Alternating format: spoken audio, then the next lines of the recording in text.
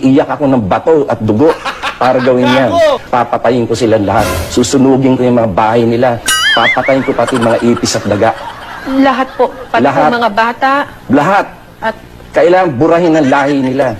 Yan lang ang, kahit na masulog ang kaluluwa ko sa impyerno, gagawin.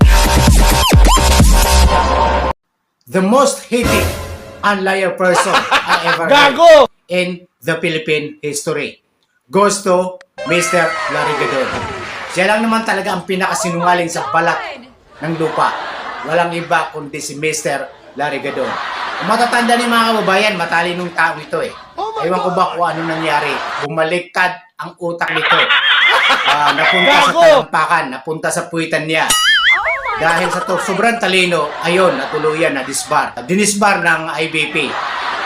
Yun talaga deserve niya yun dahil sa sobrang talino, hindi gumana ang talino, ang gumana talaga ang bunganga. Hindi gumana ang utak nitong na to.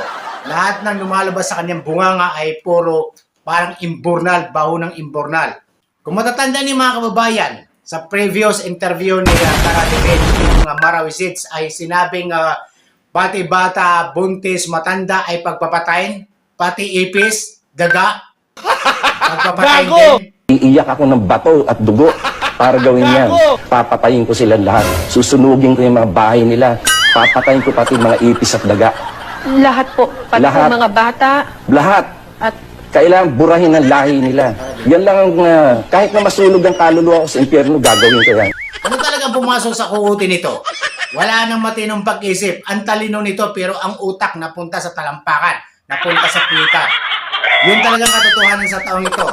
Ang sabi, nanalo raw si BP Sara dahil dinala ni BBM. Kaya siya nanalo. Yun daw ang katotohanan niyan. Maniniwala ba kayo mga kababayan?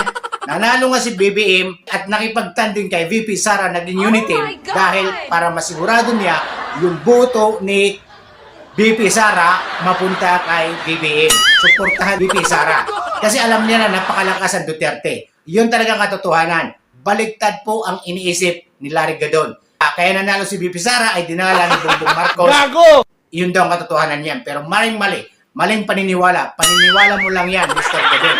Sobrang talino mo ay napunta sa puwitan, napunta sa talampakan mo. Wala nang lumalabas na salita sa bibig mo, kundi parang imburnal. Parang baho ng imburnal. Utak ka ng putak, pero wala ka naman nagawa. Wala ka naman naitulong sa Pilipinas. Ano ba nagawa mo? Puro na lang kapangitan ng ugali mo ang pinapakita mo. Yun talagang katotohanan sa pagkatao mo. Wala ka talagang nagawa. Lahat ng tao sinisiraan mo. Alam mo, Mr. Larry Gadon, pagkatapos ng termino ni BBM, babalimbing ka na naman.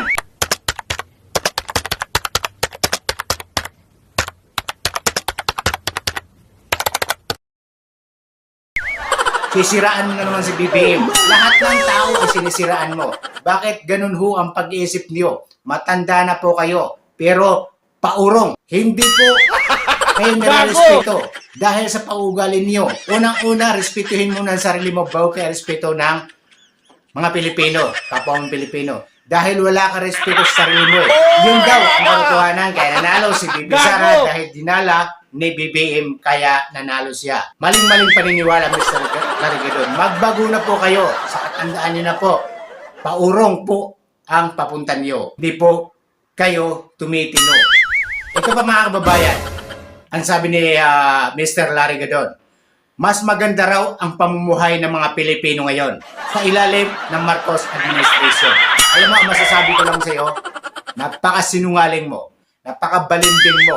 The most hated person I ever heard in the Philippine history goes to Mr. Larry Gadon. Ikaw po yun. Talagang napakaganda ang pamumuhay ng mga Pilipino ngayon. Hindi mo ba napapansin, hindi mo ba nakikita ang Kalakhang Maynila, puro rally na lang. Sa laki ng korupsyon, flood control, saan na napunta ang pira ng taong bayan? Kung di naman talagang baliktad ang utak nitong Mr. Larry Gadon. Anong masagana, maganda ang pamumuhay ng mga Pilipino sa pamumuno ni BBM, sa President Administration? Come on, gumising ka na nga sa katotohanan, Mr. Larry Gadon. Ikaw, napaka-sip-sip mo, napaka-balimbing mo tao. Kahit saan napunta. Tandaan nito mga kaibigan sa sinabi ko. Pagkatapos ang termino ni BBM, sisiraan din niya yan. Maniwala kayo. Ang taong ito ay talagang paurong.